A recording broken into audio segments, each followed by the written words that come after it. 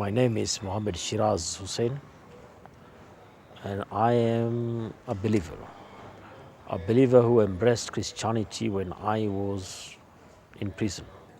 I've been behind bars for 23 good years. 23 years of my life I have been in prison, since 1987 to 2010. Most of the inmates at Kamiti Prison are hardcore criminals serving life sentences. But there are also those like Mohammed who found their way to Kamiti because of incidents they regret having been part of. As it is said that Asira ni Asara, and out of anger actually the innocent life was lost of my dear wife. And I was sentenced to death because of her murder. Little had Mohammed known that it was from such unfortunate circumstances he found himself and inhumane conditions of prison walls that his life would be transformed forever. That forever he'd dedicate his life to God. I personally would say that prison is a place or is a hell for the living. Conditions are very rough, not good for human. But surviving out of that place depends on God Himself. My life was in mess and I was hopeless. Then one day I heard the preaching from Genesis chapter 4.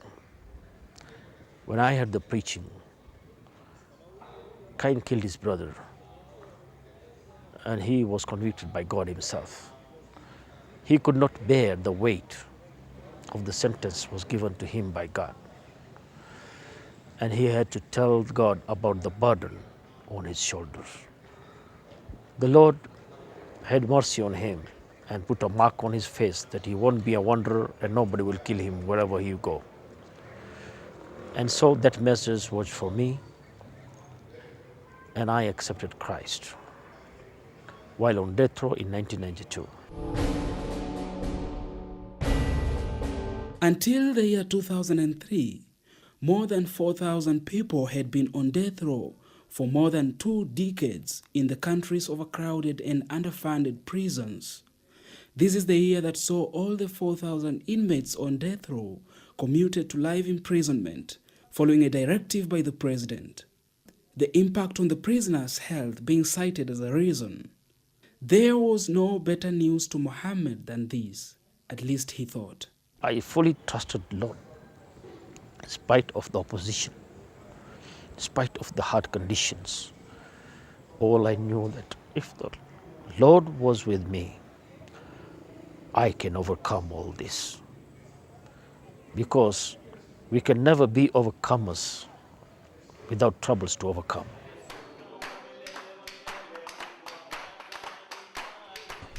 And in 2003, the God gave me a new lease of life. My death sentence was commuted to life sentence, and life sentence to freedom in 2010, July. How did it happen? Well, actually, it was an amnesty through the president of this country. And God answered my prayers. So I owe everything to the glory of God, because there are so many life prisoners in Kenya who are still waiting for their day. And I was among the lucky.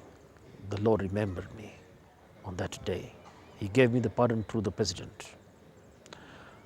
And it is my zeal to preach Christ to the nations and the people. Many of those released from prison cells acquire mistaken identity and a lack of real self-respect. Along with shattered self-esteem, they are unable to have any type of meaningful relationships, honest, sincere relationships with God, with others, and even with themselves. For Mohammed, his newly acquired status as a Christian and the love from his family members gave him the right footing in the society that he had not known for 23 years. When I was set free, as I came out of the gate of prison, I looked up in the sky. I looked up in the sky And I gave glory to God because, believe me, I saw God on that day, on 29th of June, when I received the message of my freedom.